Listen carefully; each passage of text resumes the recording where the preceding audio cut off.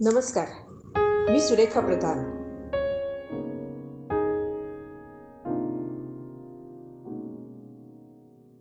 माझ्या exchange offer या पुस्तकातली बाहुली ही कथा मी वाचत आहे. बाहुली. मी बावळट आहे असं ठाम एकमत माझ्या सर्व निकटवर्तीयांचं आहे. बाकी अनेक विषयात त्यांचे मतभेद असतील, पण या बाबतीत ते सर्व एक होतात. एखाद्यानं हे वाक्य उच्चारायची खोटी, बाकी सर्वांच्या चेहऱ्यावर हास्य पसरतं आणि माना होकारार्थी डोलायला लागतात. पहिल्यांदा मला वाईट वाटायचं, राग यायचा, पण त्यांचं एवढं एकमत पाहून हल्ली हल्ली तर मलाही ते खरंच वाटायला लागले. नाही नाही, अगदी खात्रीच पटले ना. अहो, आयुष्याच्या अनेक टप्प्यात मी अनेकदा बावळटपणा केलाय, मग का म्हणू नये त्यांनी तसं. वानगी दाखल एक छोटंसं उदाहरणच देते ना, म्हणजे तुमची सुद्धा खात्री पटेल. अगदी लहानपणापासूनच सुरुवात करते. तेव्हा बघा, मी असे नाही 4-5 वर्षाची. त्या वयातही मुलांना बरोबर कसं वागावं ते कळतं की. आता माझी नातच त्या वयाची आहे ना. ती बया स्वतःची एक वस्तू कुणाला देईल तर शपथ. तर काय सांगत होते? तर तेव्हा आम्ही राहत होतो एका चाळीत. ती एक मजली चाळ होती. एका बाजूला 3 बिराड करू, मध्ये जिना, दुसऱ्या बाजूला 3 बिराड करू अशी तिची रचना होती. एका टोकाला आम्ही राहायचो. आम्ही म्हणजे माझे आई वडील, मोठी बहीण आणि मी. मोठी बहीण माझ्याहून चांगली 10-11 वर्षांनी मोठी होती. म्हणजे माझ्याशी खेळायला घरात कोणीच नव्हतं. चाळीच्या दुसऱ्या टोकाला एक कुटुंब राहायचं. त्यांचं एकत्र कुटुंब, अगदी 25-30 जणांचा गोतावळा. त्या घरी माझ्या वयाची आणि माझ्याहून लहान अशी बरीच कंपनी होती. त्यामुळे प्रत्येक वेळी खेळायला मला त्यांच्या घरी जावं लागायचं. अनेकदा माझ्या मनात नसताना मला त्यांच्या मनाप्रमाणे वागावं लागे.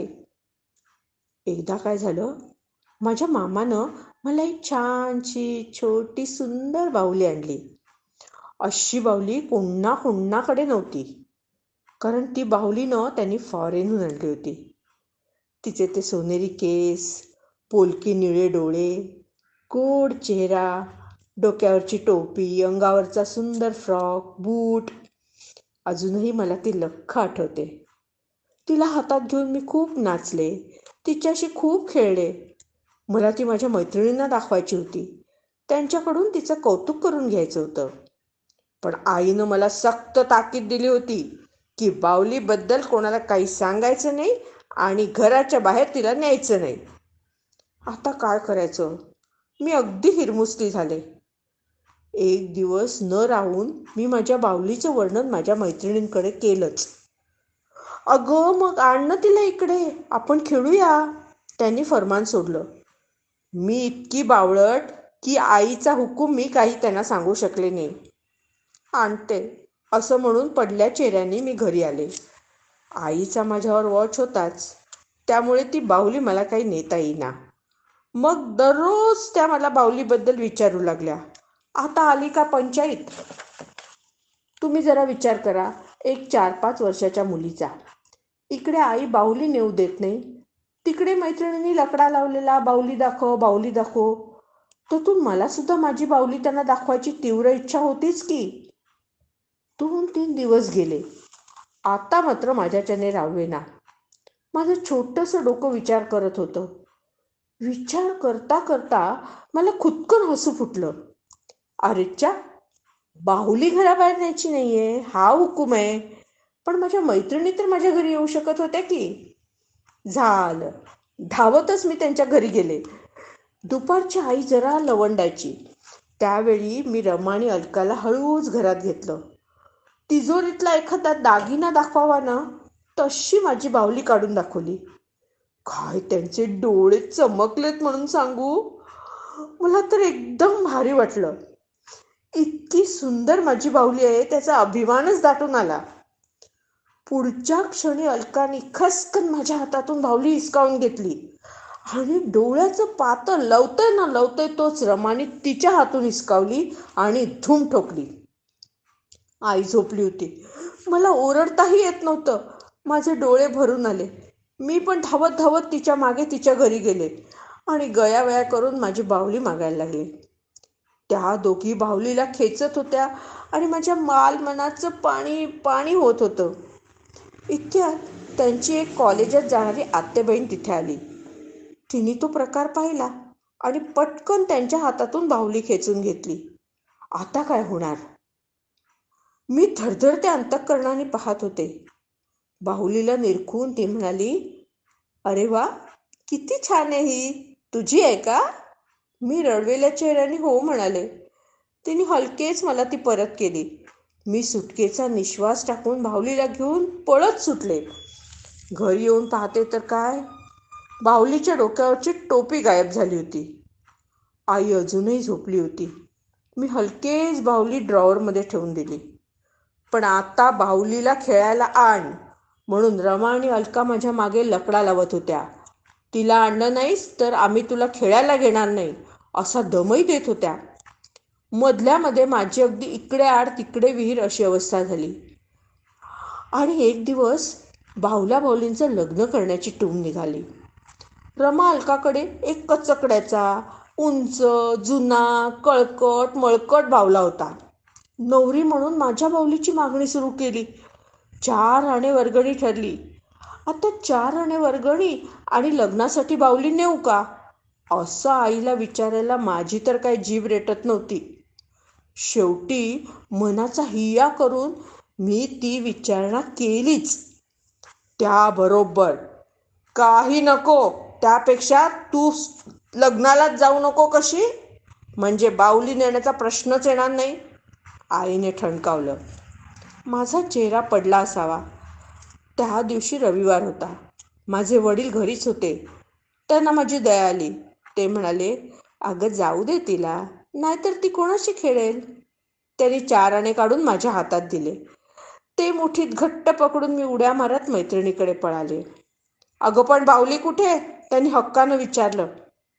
मी उद्या आणते ना लग्नाला, मोठ्या आनंदाने मी म्हणाले.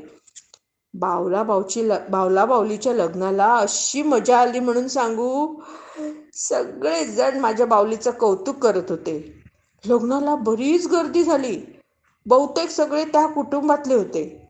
रुखवतात शेंगदाण्याचे लाडू आणि तळलेल्या साबुदाण्याच्या रंगीत पापड्या ठेवल्या होत्या. जेवायला कुरमुरे, चणे, गूळ, लाया, साखरपुटाणे असे बरंच काही होतं. बाहुला बाहुलींच्या मध्ये अंतरपाठ धरून अलकाच्या आईने मंगलाष्टकं म्हटली. मग आम्ही फुलाच्या पाकळ्या नवरा नवरींच्या अंगावर टाकल्या आणि लग्न लागलं. खूप धमाल केली आम्ही. खेळ संपल्यावर आवराआवरी सुरू झाली. मी माझ्या बाहुलीला उचलणार तोच रमाने त्या दोघांना उचललं. आता हिचं लग्न झालंय, ही आमच्या बाहुल्याची झालीय. आजपासून ती आमच्याकडे राहणार, ती ठसक्यात म्हणाली. अगं माझी बाहुली आहे ती, रडकुंडीला आहेत मी कसं बसं म्हणाली. अचानक माझ्यावर प्रचंड मानसिक आघात झाला होता. तशी अलका पुढे म्हणते कशी, अगं तुझ्या आत्याचं लग्न झाल्यावर ती कुठे राहते? तिच्या सासरी ना. तशीच आता ही पण आमच्या घरी म्हणजे तिच्या सासरी राहणार. मी अलकाच्या आईकडे आशेने बघितलं. इतका वेळ ती आमचं बोलणं ऐकत होती, आता चक्क पाठ फिरून निघून गेली. सगळ्या आनंदाचा क्षणात विरस झाला. घशाशी आलेला आवंढा गिळून मी जड मनाने घरी आले. आता नवीच भीती उभी राहिली. यावरून आई वडिलांची किती बोलणी ऐकून घ्यावी लागतील. कदाचित रागाच्या भरात माझे वडील त्यांच्याशी भांडायला सुद्धा जातील, का मलाच मार मिळेल. नुसता घोर लागला. हे असं काहीही व्हायला नको होतं, नाहीतर त्या मला कधीच खेळायला घेणार नाहीत. मग मी काय करू? माझ्या पुढे असंख्य प्रश्न होते. ही धरणी मला पोटात घेईल तर बरं असं वाटत होतं. माझं इवलंच हृदय धडधड धडधड करत होतं. मी भयंकर टेन्शनमध्ये होते. कसा कोण जाणे, बाहुलीचा विषयच निघाला नाही. त्या दिवशी तरी मी वाचले. आजचं मरण उद्यावर गेलं. दुसऱ्या दिवशी परत अलकाकडे गेले आणि सगळा धीर एकवटून माझी बाहुली मागितली. तशी ती अंगावरच आली. हे बघ, आता पुन्हा पुन्हा मागू नकोस हा, आमची आहे ती. पण आहे कुठे ती? मी रडवेली होत विचारलं. झोपले आता. 2 दिवस मी आशेने त्यांच्याकडे जात होते की बाहुली दिसेल आणि मी तिला घेऊन घरी पळून येईल. पण छे, तिचं नखही दृष्टीस पडत नव्हतं. तिसऱ्या दिवशी अचानक वडिलांनी विचारलं, काय बावला बावलीचं लग्न कसं झालं? माझ्या हृदयात एकदम धस्स झालं. डोळे पाणावले. वडिलांनी हळूहळू माझ्याकडनं सगळी माहिती काढून घेतली. आई होतीच तिथे. ती काय सोडते काय? म्हणाली, तरी मी म्हणत होते जाऊ नकोस, पण नाही ऐकायचं. आता आहोत आपण बावळट, तर ऐकावं ना जरा मोठ्यांचं. असू दे ग, लहान आहे ती. वडिलांनी माझी बाजू घेतली. हो, पण बाकीच्या पण तिच्याच वयाच्या आहेत ना, त्यांना कसं बरोबर कळतं सगळं. असू दे, तिचं पण बरोबर आहे. जरा तिच्या बाजूने विचार कर की. नंतर माझ्याकडे वळून ते पुढे म्हणाले, हे बघ, आता एक करायचं.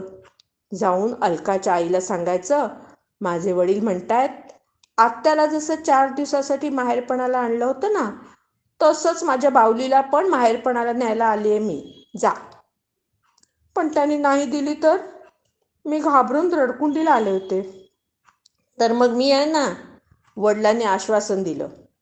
मी अलकाच्या आईकडे गेले. माझ्या वडिलांचा निरोप ऐकून तिने चुपचाप बाहुली काढून माझ्या हातात दिली. हाय रे देवा, त्या बाहुलीकडे पाहून हीच का माझी बाहुली, असा प्रश्न मला पडला.